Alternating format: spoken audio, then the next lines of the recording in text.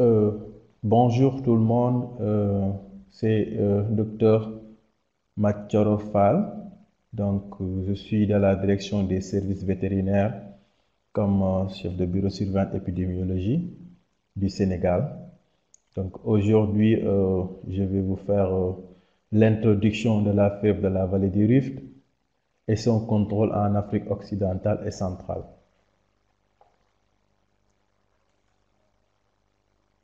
Comme plan de l'exposé, nous allons parler un peu, une brève description de l'introduction à la fièvre aphteuse.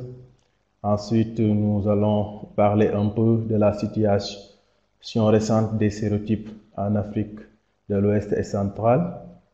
Et enfin, on va parler un peu de l'état de contrôle selon la voie de contrôle progressive euh, PCP de l'OIE.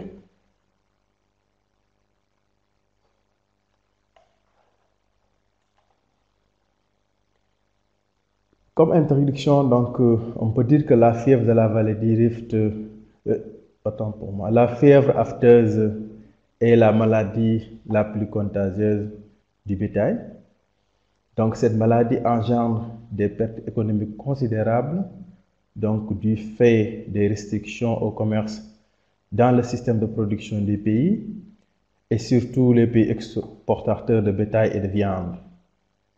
Donc, la maladie est due au virus de la famille des Picornaviridae et du genre Aftovirus. Et nous avons 7 sérotypes de virus. Nous avons les génotypes O, A, C, qui sont des virus cosmopolites. Et nous avons les génotypes SAT1, SAT2, SAT3, qui sont surtout sud-africains. Et le génotype Asia, comme son nom l'indique, qui est asiatique. Donc, en ce qui concerne le pouvoir pathogène du virus, le virus se multiplie essentiellement dans la peau et les muqueuses et accessoirement dans les muscles, ce qui explique souvent les dégénérescences cardiaques responsables de la mort chez les jeunes animaux. Donc, la contamination et les voies de pénétration, donc ça peut se faire par contact direct avec tout ce qui est muqueuse digestive respiratoire, voire oculaire, mais également par voie indirecte à travers tout ce qui est véhicule, les aliments contaminés, mais également l'homme. Il y a également le vent qui peut transporter le virus sur plusieurs dizaines de kilomètres.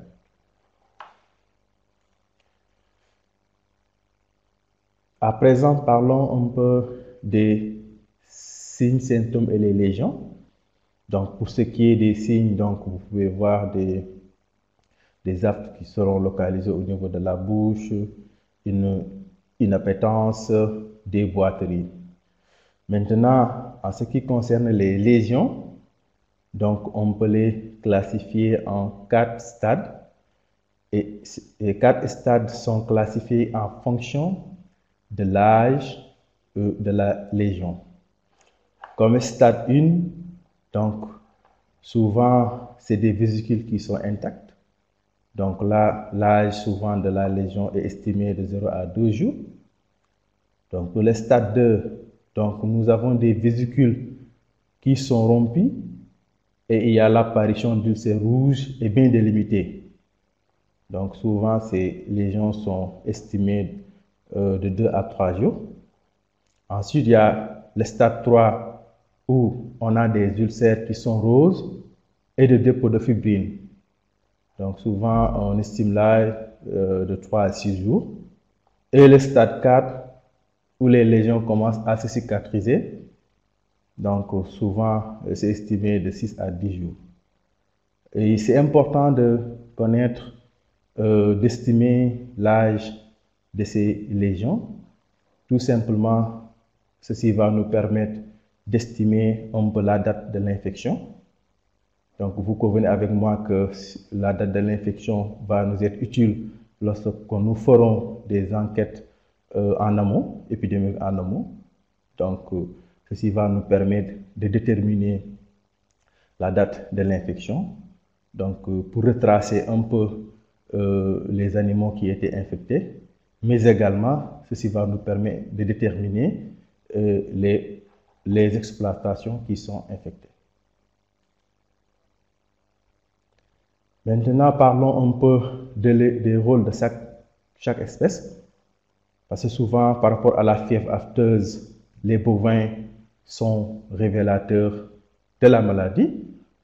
Donc, les porcins sont multiplicateurs du virus de la fièvre aphteuse. Et pour ce qui est les petits ruminants, ovins caprins, ils sont surtout introducteurs de la fièvre aphteuse dans des zones endèmes. À présent, parlons un peu de la situation des sérotypes en Afrique de l'Ouest et en Afrique centrale. Donc, il faut noter que pour les sérotypes, donc, l'OIE a procédé à une classification des pôles, où il y a 7 pôles. Mais pour ce qui est de l'Afrique de l'Ouest et de l'Afrique centrale, c'est surtout le pôle 5, avec les sérotypes OA, SAT1 et SAT2.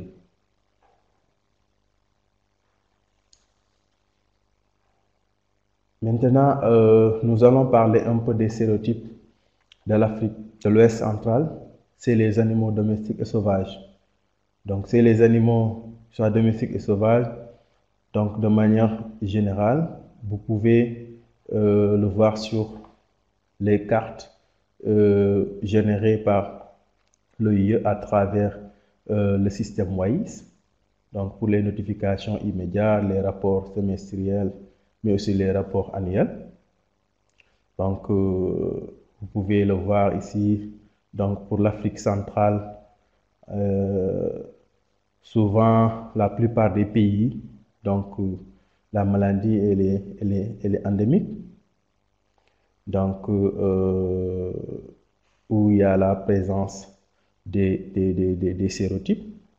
Par contre, pour certains pays, donc, tels que le Burundi, donc, il y a des épidémies qui sont récentes.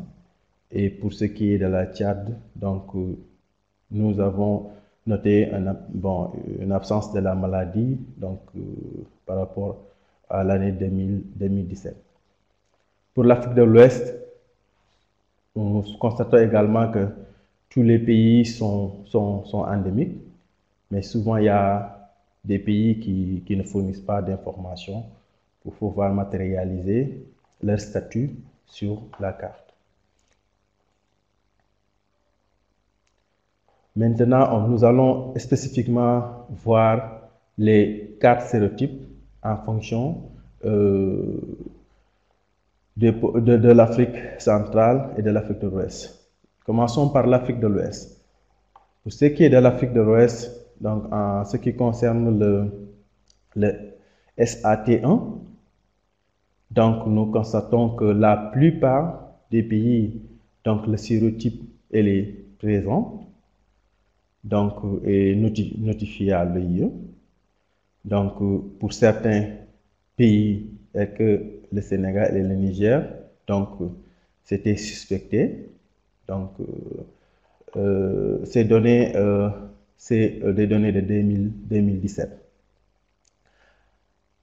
En ce qui concerne le SAT2, c'est à peu près les mêmes situations. Donc la plupart des pays sont endémiques. Donc d'autres envoient juste des suspicions. Donc c'est souvent endémique pour la plupart des pays. Pour ce qui est du sérotype A et O, donc là aussi c'est toujours des statuts endémiques, donc et également des récentes épidémies, donc notamment la Gambie et la Sierra Leone. Donc ils ont notifié des sérotypes O, c'est des épidémies qui sont récentes. Maintenant, par rapport à l'Afrique centrale, en ce qui concerne les sérotypes SAT1 et SAT2, et là également la plupart des pays donc, sont endémiques.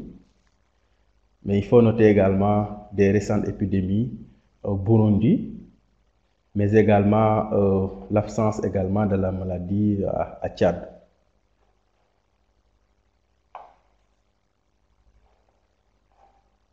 Pour le sérotype A et le sérotype O, également, on peut constater l'endémicité également de la maladie dans ces pays de l'Afrique centrale.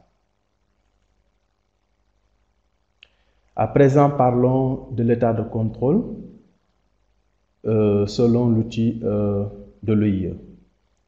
Donc, en ce qui concerne le contrôle, l'OIE, l'Organisation mondiale de la santé animale, a mis en place un outil qu'on appelle c'est le contrôle progressif. En anglais, c'est Progress Control Pathway. Donc, qui est un outil qui permet d'évaluer un peu les pays par rapport à la fièvre aphteuse, mais également une approche qui leur permettra de contrôler la fièvre aphteuse de manière progressive. Donc, cet outil va être développé dans les futurs modules. Donc, c'est juste un aperçu, mais cet outil va être développé de manière beaucoup plus détaillée dans les futurs modules. C'est juste pour vous dire qu'il y a souvent 6 étapes. Donc, et chaque étape, pour évoluer à l'autre étape, le pays doit fournir des preuves, le pays doit fournir des documentations. Et le but final, c'est de retrouver les statuts libres de fièvre aphteuse.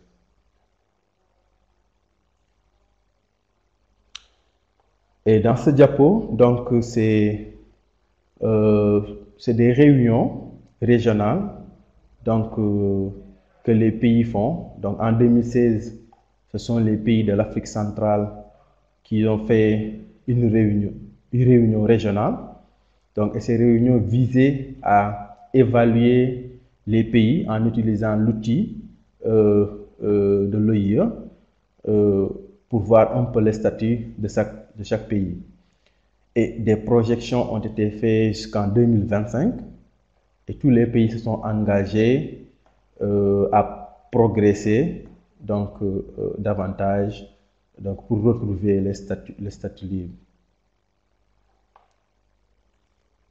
Là, c'est pour les pays de l'Afrique centrale. Ils ont fait cette réunion régionale en 2018. Donc, mais ce qu'il faut noter, c'est que la majorité, donc la totalité des pays se trouvaient à l'état 0. Donc, l'état 0 veut dire seulement la fièvre aphteuse n'est pas contrôlée et il y a peu d'informations fiables. Et de ce fait, tous les pays également se sont engagés donc à faire des projections jusqu'en 2025, donc pour aller à des étapes supérieures. Donc je pense que c'est tout ce que j'avais à vous présenter par rapport à juste l'introduction de la fièvre aphteuse. Je vous remercie.